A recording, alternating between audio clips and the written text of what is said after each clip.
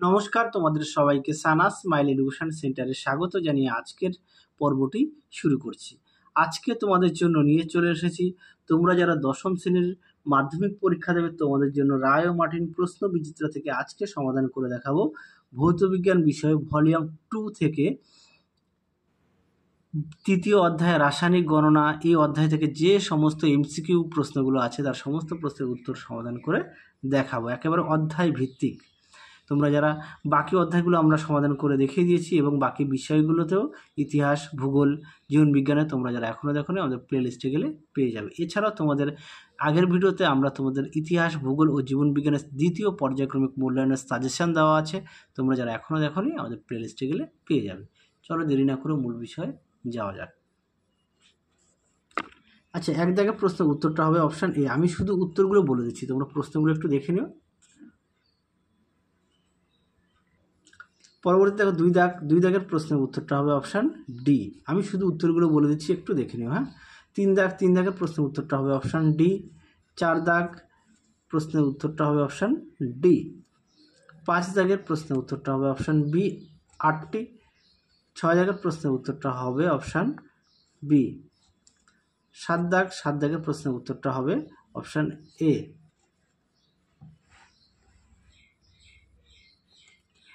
পরবর্তী দেখো 8 দাগের প্রশ্নের উত্তরটা হবে অপশান সি। 9 দাগের প্রশ্নের উত্তরটা হবে অপশান এ। 10 দাগের প্রশ্নের উত্তরটা হবে অপশান এ। 11 দাগের প্রশ্নের উত্তরটা হবে অপশান ডি। 12 দাগের প্রশ্নের উত্তরটা হবে অপশান ডি। 13 দাগের প্রশ্নের উত্তরটা হবে অপশান এ। 14 দাগের প্রশ্নের উত্তরটা হবে অপশান বি। 15 দাগের প্রশ্নের উত্তরটা হবে অপশান বি। 16 দাগের প্রশ্নের উত্তরটা হবে অপশান এ। 17 দাগের প্রশ্নের উত্তরটা হবে অপশান বি। 18 দাগের প্রশ্নের উত্তরটা হবে অপশান সি।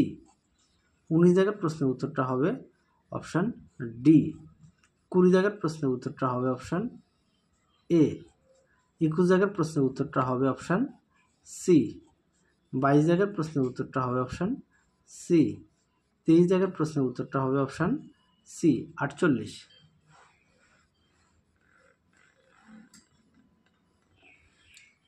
তারপর দেখো 24 দাগের প্রশ্নের উত্তরটা হবে অপশান সি।